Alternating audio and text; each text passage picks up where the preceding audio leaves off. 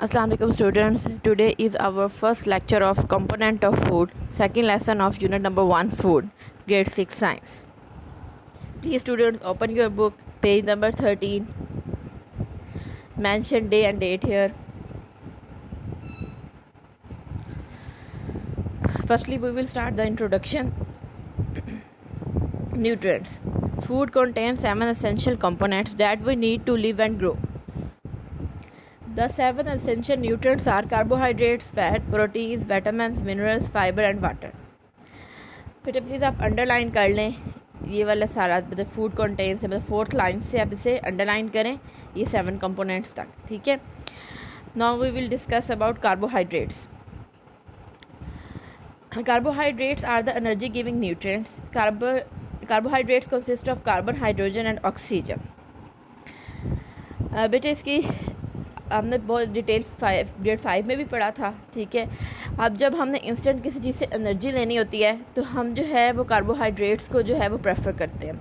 आप लोगों ने डेली अपने ऑब्जर्वेशन में देखा होगा कि किसी की भी एनर्जी लो हो रही होती है तो हम उससे कहते हैं कि आप ग्लूकोज पी लो, ठीक है, मतलब पानी में डाल के. तो वो क्या होता है, बेसिकली वो आपको एनर्जी बहुत जल्दी प्रोवाइड करता है, इसलिए हम कार्बोहाइड्रेट्स को एनर्जी गिविंग न्यूट्रिएंट्स कहते हैं. और हमारे पास इसकी एग्जांपल्स में ग्लूकोज, फ्रुक्टोज और एंड स्टार्च है. अच्छा, अब ये जो बात है कि it consist of hydrogen, carbon, hydrogen and oxygen. तो इसकी एग्जांपल मैं आपको सिर्फ एक से क्लियर करती हूँ, जो ग्लूकोज है. इसका फार्मूला है C6H12O6. बेसिकली इससे फिर आपको क्लियर हो गया कि ग्लूकोज जो है उसमें कार्बन भी है, हाइड्रोजन भी है और ऑक्सीजन भी है, ठीक है. We get carbohydrates from the food like rice, bread, potato, roti, sugar, ठीक है. अब इधर देखिए बेटा, उन्होंने आपको एग्जांपल के तौर पे यहाँ पे पिक्चर भी बना के दी है, आपने इनको भी टिक कर लेना, राइस की, ब्रेड की और पोटैटो की. और हमारे जो बेटा डेली बेसिस की जो रूटीन है उनमें हमारा मतलब काफ़ी हद तक जो पार्ट होता है फूड का वो कार्बोहाइड्रेट्स रिलेटेड होता है. Carbohydrates burn to give us energy. Now fats are the energy reservoir of the body. When we consume more carbohydrates than our requirement, our body store the excess carbohydrates which is not burned as the fat or lipids. Basically बेटा ये होता है कि जो glucose है, ठीक है, जब वो बहुत ज़्यादा हमारी बॉडी के अंदर एक्स्ट्रा आ जाता है और वो यूटिलाइज नहीं हो रहा होता तो फिर वो ग्लूकोजन के अंदर चेंज हो जाता है, मतलब लीवर में, और फिर लीवर और मसल्स जो हैं वो उसको फ़ैट के अंदर कन्वर्ट करना शुरू कर देते हैं. फैट्स के लिए जो बेटा हमारे पास फूड है जिससे हम फैट ऑब्टेन कर सकते हैं वो हमारे पास बटर है, घी है, नट्स, चीज़ एंड ऑयल. अब यहाँ पर जो पिक्चर्स दी हुई हैं बटर, नट एंड चीज़ की, प्लीज़ बेटा आप इसको जो है टिक मार्क कर लें. इसके अलावा fats are good act as insulator and keep our body warm. There are 2 type of fats. Vegetable fats which is found in oils made from plants such as coconut, mustard and groundnut oil. Next is our animal fat which is found in the milk products such as butter, meat and fish. बेटा ये page number 14 पे है. ये दोनों definition जो हैं इनको आप प्लीज़ अंडरलाइन कर लें, ठीक है. अब इसके नीचे एक डू यू नो दिया हुआ है जिसमें उन्होंने लिखा है calories is a unit of energy.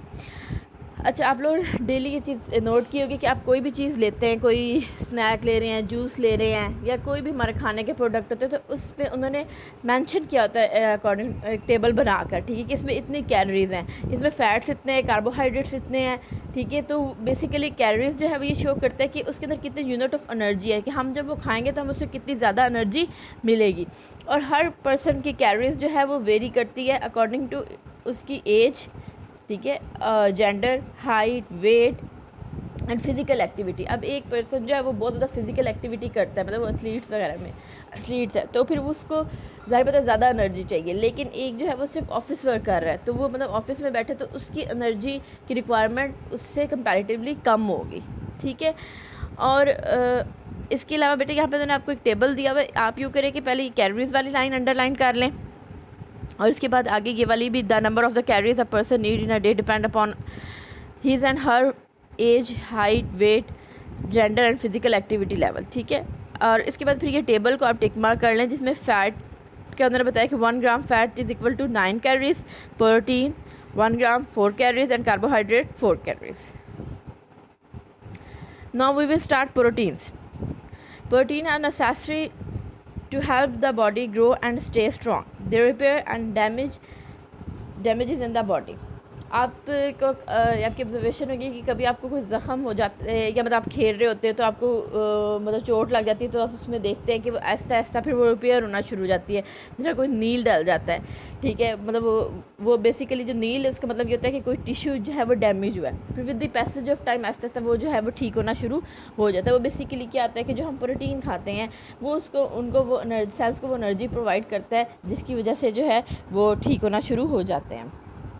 Amino acid proteins are made up of amino acids, and amino acids are made up of carbon, hydrogen, oxygen, nitrogen, sulfur and phosphorus. We get proteins from the food like meat, egg, fish, pulses and some dry fruits. अब बेटा protein की भी दो classes हैं। वो proteins जो हम animal product से लेते हैं उनको हम फर्स्ट क्लास प्रोटीन कहते हैं, और वो प्रोटीन्स जो हम प्लांट प्रोडक्ट से लेते हैं उनको हम सेकंड क्लास प्रोटीन्स कहते हैं। अब इसकी रीज़न ये है कि जो एनिमल प्रोटीन है बेटा उसके अंदर सब अमाइनो एसिड्स जो हैं वो होते हैं, जबकि प्लांट प्रोटीन जो हैं उसके अंदर सब अमाइनो एसिड प्रेजेंट नहीं होते। मतलब जो मैंने आपको ऊपर अमाइनो एसिड्स की भी क्लासिफिकेशन बताई है ना कि मतलब वो उसकी मतलब इन सब में ये कंपोनेंट होने चाहिए, जिस तरह carbon, hydrogen, oxygen, nitrogen, sulphur and phosphorus. तो ये होता है कि फिर इनके अंदर ये सब कंपोनेंट नहीं होते, कुछ होते हैं जिसकी वजह से मतलब वो अमाइनो एसिड जो है वो प्लांट की जो जिनसे हम लेते हैं उनको हम उन प्रोटीन को हम सेकंड क्लास प्रोटीन कहते हैं, ठीक है। और इसके अलावा बेटा ये हमारी डाइट में होना बहुत ज़्यादा ज़रूरी है। अब इसकी इन्होंने जो यहाँ पिक्चर दी हुई है उसमें पल्सेस दी हुए हैं, आप इसको टिक करें। Cooked meet and dry fruits. अच्छा बेटा अब आप आ जाए पेज नंबर 15 पे।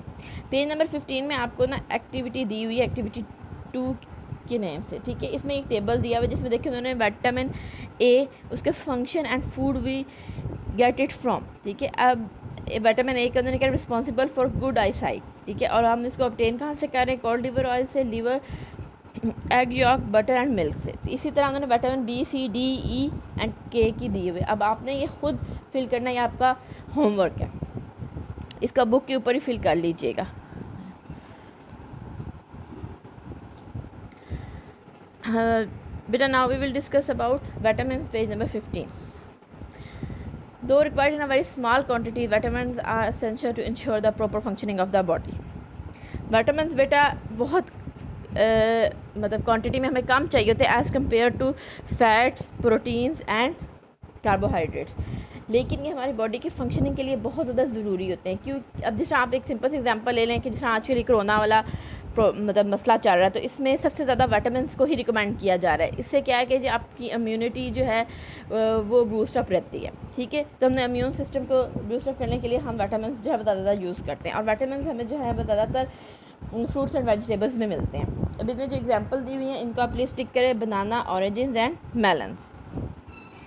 Now we will discuss minerals.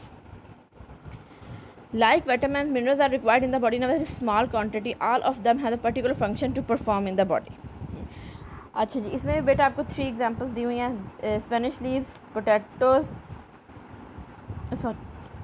Spanish leaves, tomatoes and soya beans, ठीक है। आप इन सबको भी टिक कर लें। अच्छा अब इसके बाद बेटा पेज नंबर 16 पे आपको एक्टिविटी दी हुई है जिसमें अब उन्होंने सारे जो हमारे मिनरल्स हैं, ठीक है, इनको मतलब तकरीबन मतलब मेजर मिनरल्स जो हैं इनको उन्होंने हाईलाइट कर दिया है, ठीक है। अब आपने क्या करना है कि इनके फंक्शंस और इनको भी हम किस फूड से लेते हैं इसका सोर्स जो है वो आपने लिख देना है, ठीक है। जैसे उन्होंने यहाँ पे कैल्शियम का दिया है कि कैल्शियम हमारी बोन्स को स्ट्रॉन्ग करने में, टीथ के और नर्व फंक्शन के लिए बेहद ज़रूरी है, और हम इसको ले सकते हैं milk, cheese, yogurt, fish, broccoli, green beans and almonds, ठीक है। इसी तरह आपने ये भी अपना एज अ होमवर्क इसको करना है, और फिर हम इंशाल्लाह इसको बुक पे ही कर लीजिएगा सॉल्व, फिर हम इसको इंशाल्लाह इन डिटेल डिस्कस करेंगे। और बेटा विटामिन्स और मिनरल्स का जी ये जो 3 लाइंस हैं इनको भी आपने अंडरलाइन कर लेना है।